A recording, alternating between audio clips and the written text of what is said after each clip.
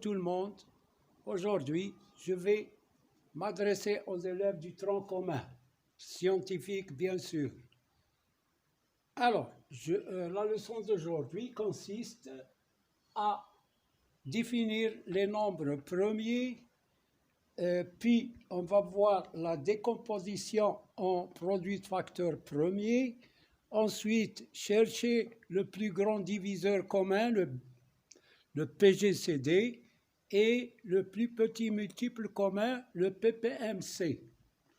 Voilà pour les nombres premiers. Si je dresse la liste des entiers naturels, 0, 1, 2, 3, 4, 5, 6, 7, 8, 9, 10, 11, etc. Donc, parmi ces nombres, il y a des nombres qui ont plus de 2 diviseurs, comme par exemple, je prends 4. Quels sont les diviseurs de 4? 4 a 1 comme diviseur, 2 et 4. Donc, il a 3 diviseurs. Je prends le nombre 6. Il a 1, 2, 3 et 6. Voilà les diviseurs de 6. Donc, il a 4 diviseurs. Les diviseurs de 8. 1, 2, 4 et 8. Il a 4 diviseurs. 10. Les diviseurs de 10 sont 1, 2, 5 et 10. Il a 4 diviseurs. Il y a des nombres qui ont plusieurs diviseurs. Donc, voilà pour comment on fait pour chercher les diviseurs. On divise, comme par exemple, 1 est le diviseur de tous les nombres. Ensuite, on cherche s'il est divisible par 2, par 3, par 4, par 5, etc. Bon, je prends les nombres maintenant qui n'ont que 2 diviseurs. Par exemple, je prends, est-ce que 1 a...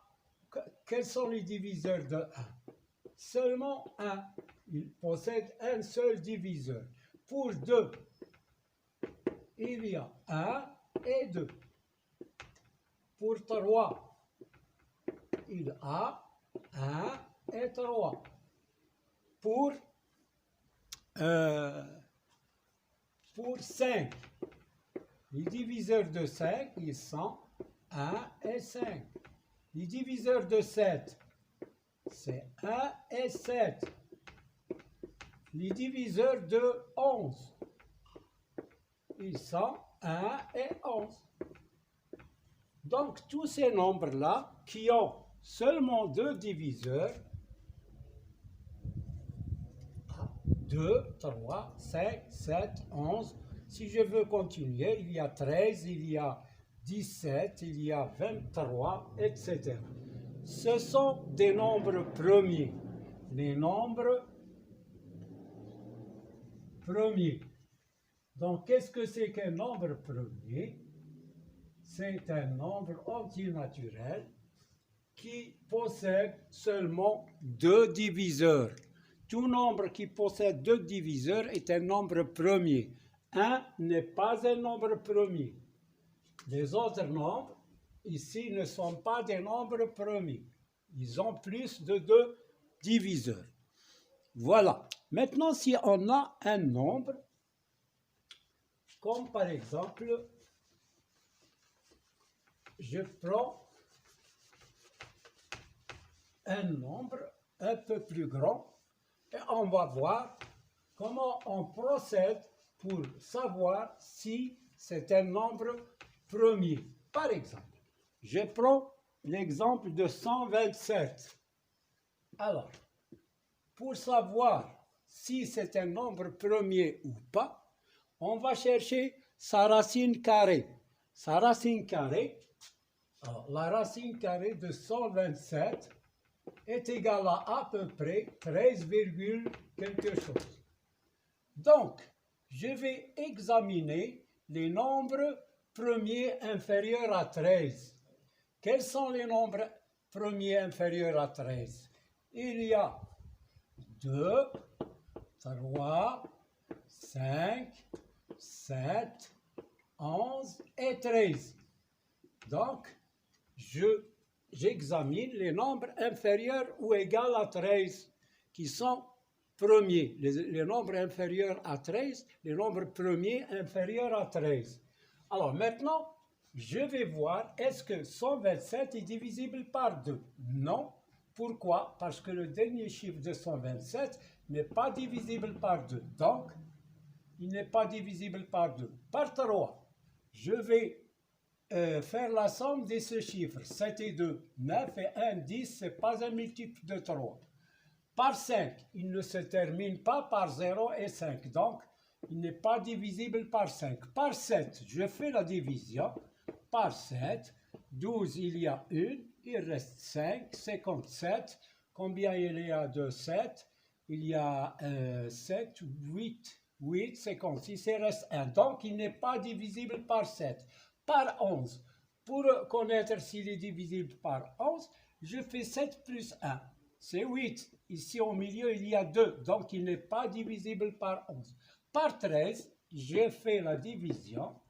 Par 13, alors, il y a 9, 9 et 3, 27, 2. 9 fois 1, 9 et 2, 11. Donc, il reste 1. 10 n'est pas divisible par 13, donc il n'est pas divisible par 13. Donc, je reprends. Pour connaître si 127 est premier ou pas, on procède avec cette méthode. On fait la racine carrée de 127 à l'aide de la machine à calculer. Elle va nous donner 13,53, etc. Donc, je vais voir les nombres premiers inférieurs à 13, inférieurs ou égaux à 13. Ce sont 2, 3, 5, 7, 11 et 13. 127 n'est pas divisible par ces nombres-là qui sont inférieurs, les nombres premiers inférieurs à 13. Donc, c'est un nombre premier. Donc, 127 est un nombre premier. Voilà pour cet exemple. Maintenant, on va voir la décomposition en produits facteurs premiers. Je prends l'exemple de 540. Après, je vais vous donner la liste des nombres premiers jusqu'à 100. Alors, pour 540, voilà, on va faire, je vais vous montrer comment on décompose 540 en produits facteurs premiers. Alors, 540, on commence par les nombres premiers, 2, ensuite 3, ensuite 5, ensuite 7, ensuite 11, ensuite 13, etc. Donc, je commence par 2. Est-ce qu'il est divisible par 2? Oui, je mets un 2 ici et je mets le résultat de la division de 540 par 2. C'est combien 540 par 2? 5, il y a 2, 2 fois 2, 4, il reste 1, 14, il y a 7, 7 fois 2, 14 et 0. C'est 270. 270 est aussi divisible par 2. Pourquoi? Il se termine par un nombre pair qui est 0. Donc, je divise par 2. 1, je fais mentalement, 2 divisé par 2 c'est 1, 7 divisé par 2 c'est 3, il reste 1, 10 divisé par 2 c'est 5. Voilà, on a terminé avec 2. Maintenant, on passe à 3. Comment on fait pour savoir s'il est divisible par 3? 5 et 3, 8 et 1, 9. Et 9, c'est un multiple de 3, donc il est divisible par 3. 13 par 3, c'est 4. 4 fois 3, 12, il reste 1. 15 par 3, c'est 5. Voilà. Maintenant, je continue avec 3, 5 et 4, 9, donc il est divisible par 3. 3, c'est 15. 4 divisé par 3, c'est 1, il reste 1. 15 divisé par 3, c'est 5. Donc, c'est 15. 15, est-ce qu'il est divisible par 3? Oui. 5 et 1, 6. 6 est divisible par 3. Donc, 15 divisé par 3, c'est 5. Et 5 n'est divisible que par lui-même. Il reste 1. Donc voilà, j'ai décomposé 540 en produit de facteur premier. J'écris 540 égale 2 au carré fois 3 à la puissance 3, 3 au cube, fois 5. Voilà, j'ai décomposé le nombre 540 en produit de facteur premier. Maintenant, je prends l'exemple de 1960.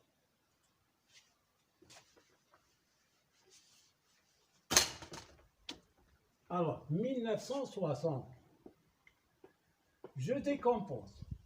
Alors, je commence par 2. Il y a 2, 3, 5, 7, etc. Je commence par 2. Il est divisible par 2 parce qu'il se termine par 0. Donc, ici, 19 par 2, c'est 9. 9 fois 2, 18. Il reste 1. 16 divisé par 2, c'est 8 et 0. Je continue par 2. 2. 9 divisé par 2, c'est 4. 4 fois 2, 8. Il reste 1. 18. 18 par 2, c'est 9. Il y a 0. Bon, maintenant, je continue par 2. 4 divisé par 2, c'est 2. 9 divisé par 2, c'est 4. Il reste 1. 10 divisé par 2, c'est 5. Donc, j'ai terminé avec 2. Maintenant, je passe à 3. 5 et 4, 9. Et 2, 11. Donc, ce n'est pas divisible par 3. Je passe à 5. Par 2, par 3, par 5. Il est divisible par 5. Pourquoi? Parce qu'il se termine par un 5. Donc, je prends 24. Il y a divisé par 5, c'est 4 fois 5, 20. Il reste 4. 45 par 5, c'est 9. C'est 49. Est-ce que je peux continuer par 5? Non. Pourquoi? Parce qu'il y a un 9. Alors, je divise par 7. 7, il reste 7. Et 7 divisé par 7, il reste 1. Voilà pour le nombre 1960. Je l'écris de cette façon-là. 2 fois 2 fois 2, c'est 2 au cube.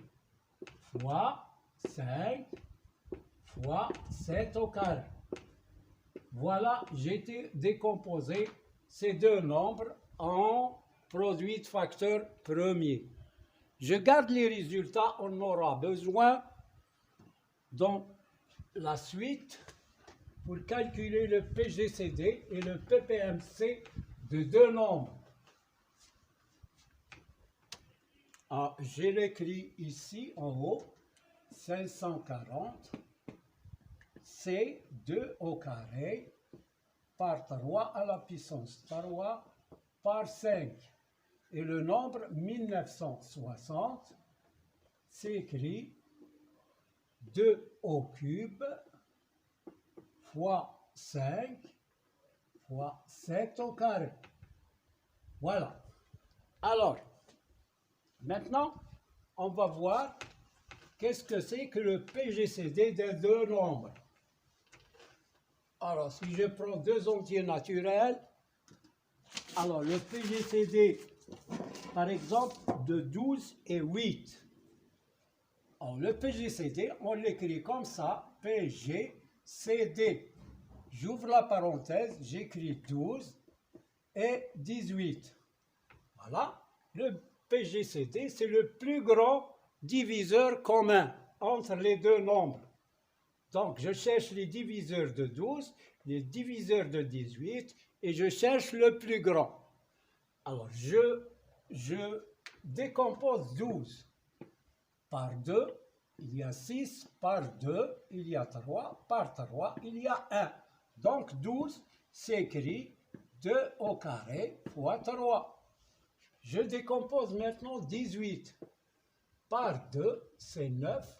9, je ne peux pas la diviser par 2, donc je divise par 3. C'est 3, et par 3, c'est 1. Donc, 18 s'écrit 2 fois 3 au carré. Maintenant, le PGCD. Le PGCD de 12 et 18. Je cherche les éléments communs. C'est 2. Mais ici, il y a 2 au carré et ici, il y a 2 à la puissance 1. Je prends les diviseurs en commun qui ont le plus petit exposant. Ici, c'est 2 et là 1. Je prends 2. 3 et 3 au carré. Quel est le nombre qui a le plus petit exposant? C'est 3 à la puissance 1. Donc, c'est 3 égale 6. Donc, 6, c'est le PGCD de 12 et 18. C'est le plus grand diviseur commun entre les deux nombres. Si vous voulez, on peut l'essayer d'une autre façon. J'écris les diviseurs de 12. C'est 1, 2, 3, 4, 6 et 12. Je prends les diviseurs des 18. C'est 1, c'est 2, c'est 3, 4, 5, 6, 9 et 18. Alors, quel est le diviseur, le plus grand diviseur commun? On a 1, c'est le plus petit, mais on cherche le plus grand. Nous avons ici 6 et là 6. Voilà, on a trouvé ici 6. Voilà comment on fait pour chercher le PGCD de deux nombres. Maintenant, je vais voir le PGCD de ces deux nombres-là qu'on a écrit tout à l'heure, 540 et 1960. On a la décomposition, on l'a déjà traité, donc je vais appliquer la règle. Le PGCD de 540 et 1960. Elle est égale. Alors, on cherche d'abord les éléments communs. 2 au carré et 2 à la puissance 3. Je prends celui qui a le plus petit exposant, c'est 2 au carré. Par 3 au cube, il n'y a pas de. Donc, ici, on a 5 qui est commun. Quand on a un nombre en commun, un nombre premier en commun, s'ils ont le même exposant, on prend l'un d'entre eux, c'est 5. Donc, le PGCD de 540 et 1960, c'est 2 au carré, c'est 4 fois 5 égale 20. Donc, 20, c'est le PGCD de 540 et 1960. Bon, voilà, ça suffit pour ces deux exemples. Maintenant, on passe au plus petit multiple commun. Au plus petit multiple commun. Les multiples, chaque nombre a une infinité de multiples. Alors, on cherche le plus petit multiple commun entre les deux nombres. Par exemple, on écrit le PPMC. On va chercher celui de 12 et 18. On a écrit tout à l'heure 12 est égal à 2 au carré fois 3. Et 18, on l'a écrit 2 fois 3 au carré. Alors, je cherche. Maintenant, on applique la règle suivante pour chercher le plus petit multiple commun entre deux nombres. On décompose d'abord en produit de facteur premier et on cherche les éléments communs élevés à la plus grande puissance. Donc ici, on fait le contraire du PGCD. Ici, 1 et là 2. Je prends celui qui a 2. Donc 2 au carré fois 3 et 3 au carré. Je prends 3 au carré. Parce que au carré, c'est supérieur à 2 et supérieur à 1. Donc je prends le nombre qui a le plus grand exposant. C'est 4 fois 9, c'est 36. Voilà le plus grand multiple commun entre 12 et 18. On peut le vérifier en mettant les multiples de 12, quelques multiples. Il y a 0, il y a 12, il y a 24, il y a 36, il y a 48, etc. Je cherche les multiples de 18. Il y a 0, il y a 18, il y a 36, il y a 4 fois 8, 32, 72. Donc, le plus petit multiple commun, c'est 36. Il est là. Ah, oui. Il y a 0, bien sûr, mais il n'est pas, on ne considère pas le 0, on considère le plus petit multiple commun non nul. Voilà. Donc, on a trouvé 36. On revient à 540.